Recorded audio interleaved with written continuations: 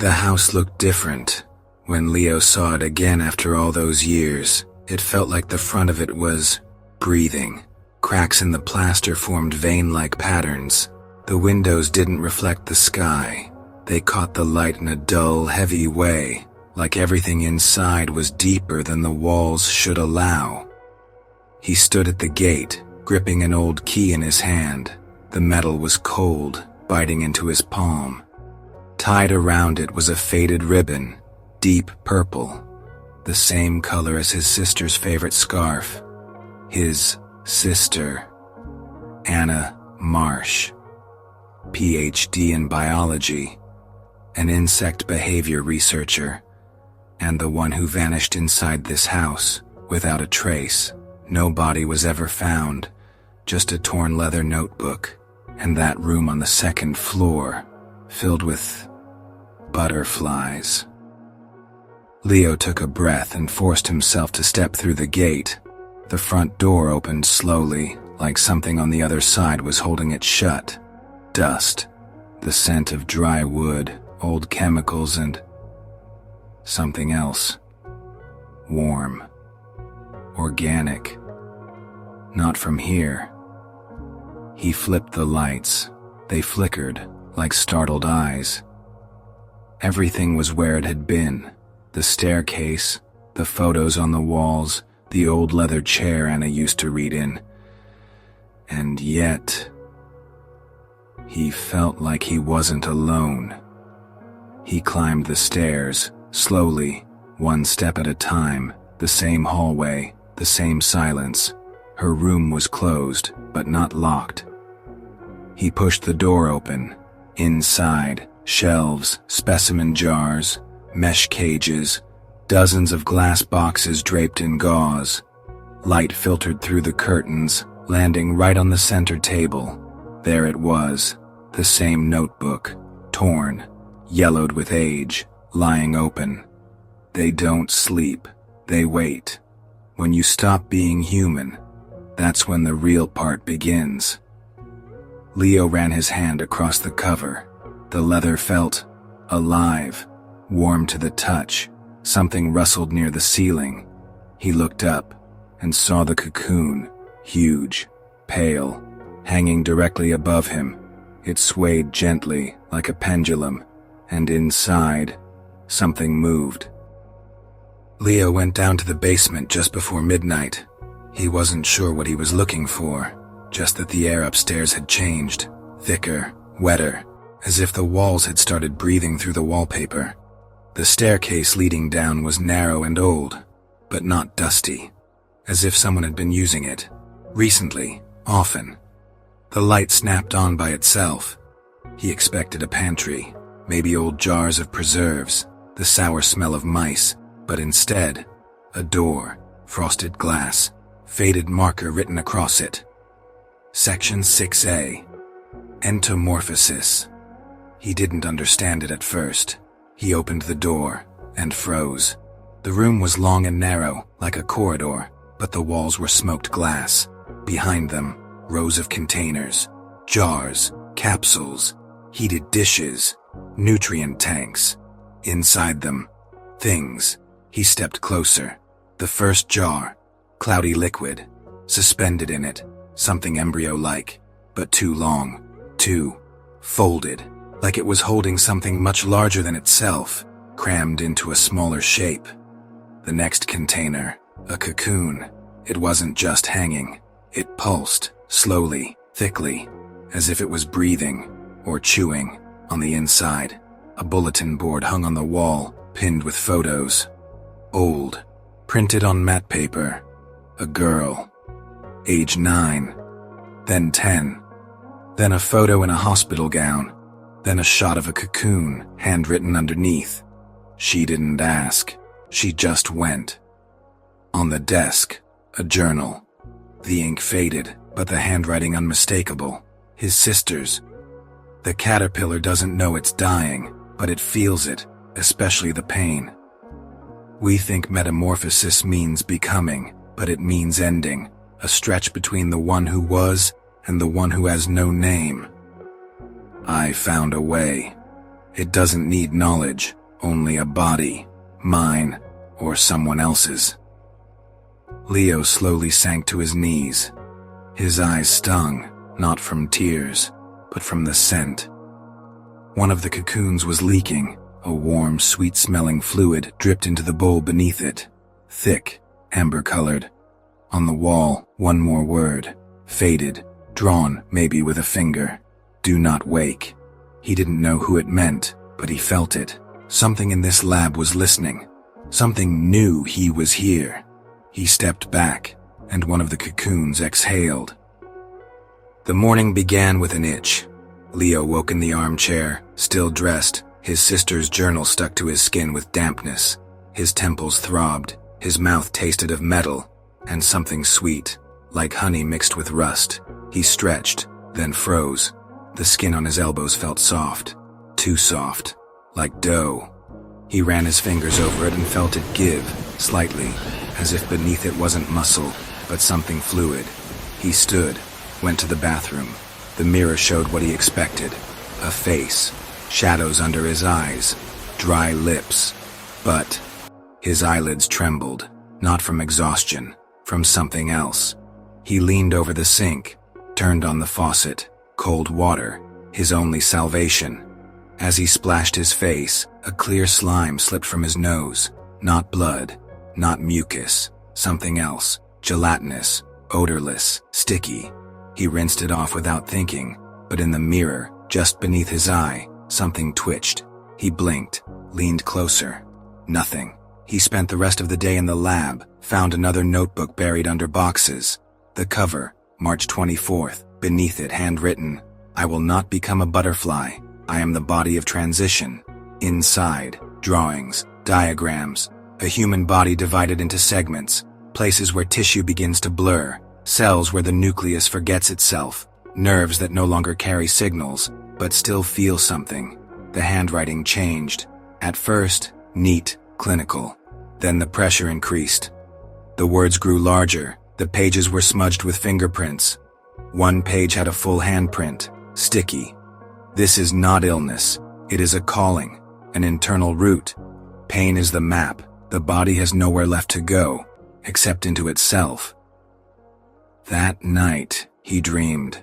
He stood in a room, naked, his body blurring.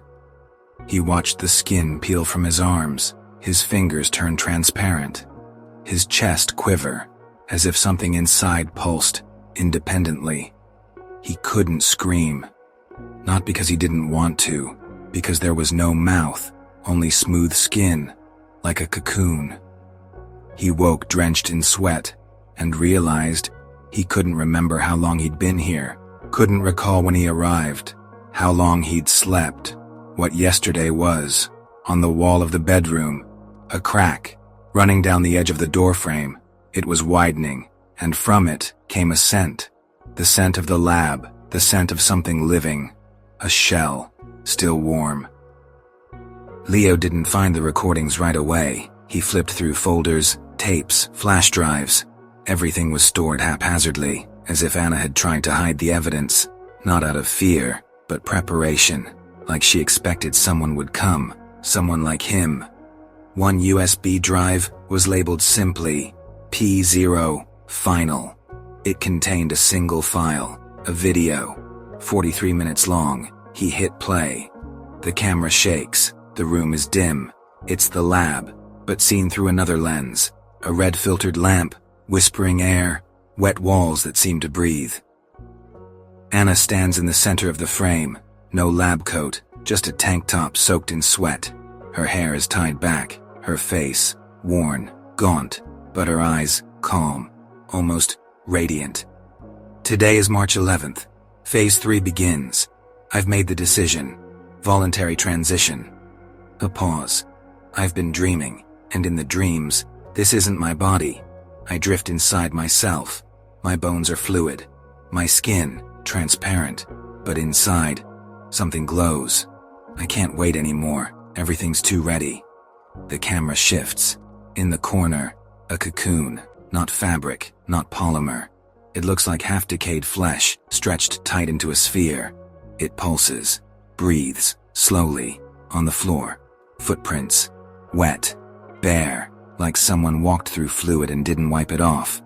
Anna slowly undresses, each movement, deliberate, painful, like a goodbye. When she's fully nude, she looks straight into the camera. Leo, if you're watching this, then you came for me. Which means you feel it too. Don't touch the butterfly room. It only opens for those ready to die. She turns to the cocoon, reaches out, and it opens. Not like a door. Like it had been waiting, like it recognized her. She steps inside, slowly, as if into amniotic fluid. The flesh of the cocoon folds around her, wraps her, absorbs her. The final shot. The surface tightens, the pulsing quickens. The cocoon begins to shift, writhing gently. The camera keeps rolling. One of the overhead lamps flickers. Somewhere behind it, a sound, faint, a soft rustling, like something crawling along the wall. Leo paused the video. His hand was shaking. He knew this wasn't the end. It was the beginning. His. The house had stopped being a house. Leo realized it on the third day. Not because of the smell, though the air had grown warm, damp, almost internal. Not because of the sounds, though the walls had started clicking softly, like something behind them was opening its eyes. But because of the way the floor responded. It was rising, just slightly, springing underfoot, as if beneath the boards wasn't foundation, but something soft, something alive. Walking became uncomfortable, like stepping across the back of a massive animal, and when he walked down the hallway, something behind him would recoil. A dry sound, like stretched fabric suddenly released. He tried not to look down. That evening he went to the bedroom, or what used to be the bedroom. Now the walls, they weren't wallpaper, they were dark, matte, and if you looked closely, a network of veins traced the surface, like skin. He touched the wall. It was warm. He didn't feel fear, only exhaustion. He opened the window, but saw no street, only a thin membrane, and behind it, something orange shifted, as if he were staring into the inside of a body, pulsing, floating in amniotic silence. He closed his eyes. The warmth filled him from within. He lay down. The mattress was soft, but slick. It took a moment to realize it wasn't a mattress. It was a wet nest, lined with mucus. He couldn't rise. His arms were stuck. He didn't want to call for help. He just listened to something crawling along the walls, to the sound of cocoons breathing, to something in the other room, inhaling his fear. Just before sleep took him, he saw movement in the corner. A cocoon, one of many, and from inside, someone watched. 2 eyes, lidless, unblinking, without regret. He shut his own eyes, and did not wake up human. He didn't speak anymore, not because he didn't want to, because his voice was gone, dissolved, like so many other things. When he opened his eyes, there was no window, no door, only the wet, pulsing floor beneath his back. Threads, translucent, slick, stretched from his shoulders, his ribs, his ankles. They weren't restraining him. They were feeding. He tried to exhale, but the breath turned inward, as if air no longer wanted to be air, and his lungs no longer wanted to be lungs. He was alive, aware. And that was the worst part. He could feel something melting inside him. Not fast, gradually, slowly, carefully, cell by cell, as if he were being reforged, taken apart, lovingly. He wanted to scream, but he had no open mouth, no lips, just soft skin pulled tight across where they used to be. And yet he could hear, not with ears, but with some inner listening, like thoughts whispering to themselves. He knew someone was near, outside, watching. He turned his head, or what used to be his neck. It bent with a wet crackle, a few steps away. She stood, his sister, but not as she once was. Now, smooth, remade, her skin like petals, damp and pale, no eyes, just deep, dark hollows, like windows facing the wrong way. She didn't breathe. She simply existed, and watched. He recognized her. You knew, he tried to say, but in return, only a thought settling cold and quiet into his skull. I went first. Now it's you. This is the path. This is the shape. It's all that will remain of us. He tried to move and realized he was no longer him. He was a process, a becoming, a pre-butterfly. His body, soft, blurred, and only one speck inside his brain still clung to itself. Consciousness, and it screamed, but only inward. I used to think it was beautiful, the transformation, the metamorphosis. I thought the caterpillar simply fell asleep and woke up as a butterfly, but it doesn't sleep. It feels everything. It starts with the skin, not a sudden tear, but a slow, agonizing rupture, as if the flesh is reluctant to let go of itself. The body deflates, goes soft, heavy, bloated, then begins splitting at the seams. What comes out isn't blood.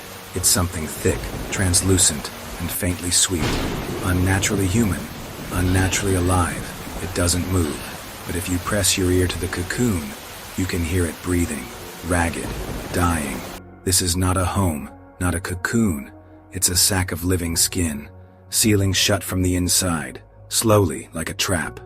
It no longer has a mouth. It can't scream, even if it wanted to. It digests itself, cell by cell, organ by organ, becomes liquid, dissolves inside its own shell, and only one small island remains, a tiny dot of memory.